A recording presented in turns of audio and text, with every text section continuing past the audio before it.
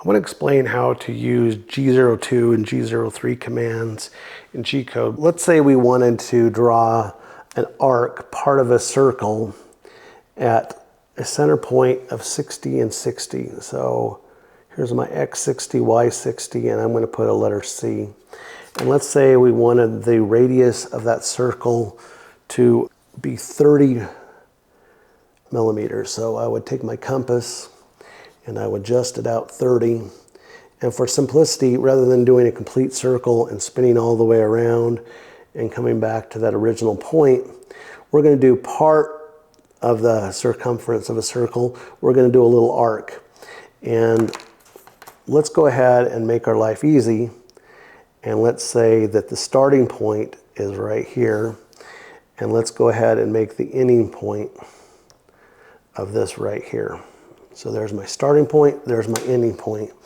And so you would go ahead and you would say, okay, I'd have this, and then you'd have the joy of having a compass of whether it slips or not.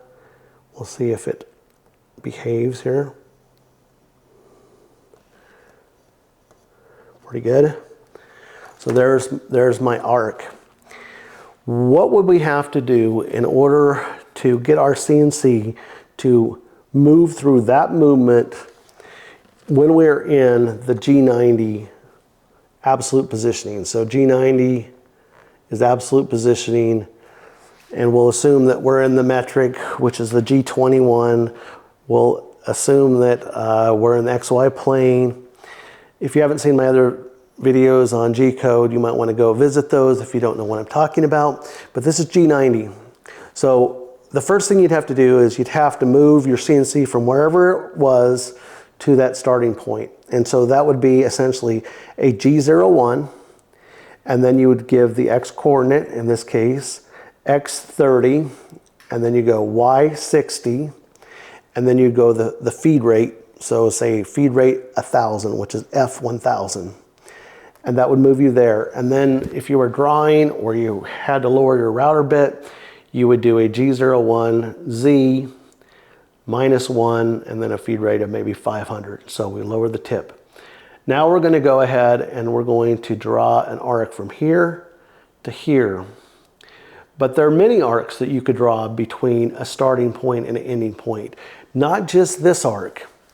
You could have an arc that was pivoting from way out here, and it's a different curve. Or we could scoot it down here, and it's a much less steep curve. Or you could even go a mirror image here, and you could, have it out in this direction and have a different curve as well. So we need to specify not only those 2 points, but we need to know the pivot point. So we've got our CNC moved to that location. Now we need to start talking about that location. And to talk about that location, we're going to tell it to go there. And we're going to tell it to go in a particular direction of our spin. So if we want our router to move in a clockwise movement, okay, our CNC clockwise, so it's going that way, we're going to use the G02 command. That's our arc command. And then we need to put the coordinates for our endpoint. In this case, our coordinates would be X, and the X coordinate would be 60. The Y coordinate is 90. But we have not yet told it where that center point is. And here's where it gets really tricky, so listen carefully. We can't just give it a regular old X and Y coordinate for the center. The way your CNC is going to do this is by relative positioning. And what it does relative is not from the E, it does it the relative positioning, which is the absolute distance that's moved, I should say the distance moved from the S to the C. And from the S to the C, we could have a distance in the X movement, we could have a distance in the Y movement, you could even have it in the Z. We're going to worry about the X and the Y and not worry about Z today. So to go from S to C, What distance did I move? Well, I moved 10, 20, 30. Even though that's coordinate 60, the distance it moved is 10, 20, 30. That's relative. So rather than putting a C, we're going to put I, and it moved 30. That is the distance we offset from the starting point over to the center. In this case, it's in the positive direction, so it's I-30. What about up-down? Is the starting point the same horizontal position as the center point? And the answer is yes. If it was different, we would definitely have to supply it, but that will be the variable J. If there was a difference in the height, it would be the variable K. And then we need to put one more thing on here. We need to put a feed rate. And let's say we have a feed rate of 1,000. And what your router would do is it would move through this and it would go all the way over to here, and it would know that the pivot point when it's creating this arc would be relative to that because of what we provided right there. Let's go ahead and try this one more time. Let's say we wanted our pivot point to be way down here.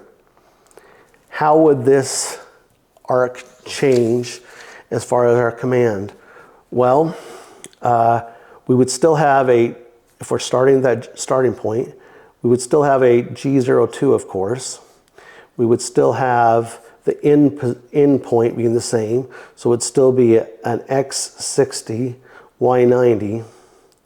But relative to the starting point, let's see how far in distance to the right we are. So it's a positive 10, 20, 30, 40, 50, 60, 70. 70 to the right, so that's going to be I-70. If it was going to the left, it'd be a negative. And then the up-down, the Y, is going to be minus 10, minus 20, minus 30, minus 40. It's going to be J minus 40. It's a J. And then we could put a K in there if we wanted to. And then our feed rate. And that would draw a different arc. Something like that. Now, let's say you wanted to do a complete circle. I wanted to do a complete circle. Well, that'll be easy. That'll be the start and the end point would be the same point. You go G02, and then you go X30, Y60, and then your I's. My center point is 10, 20, 30.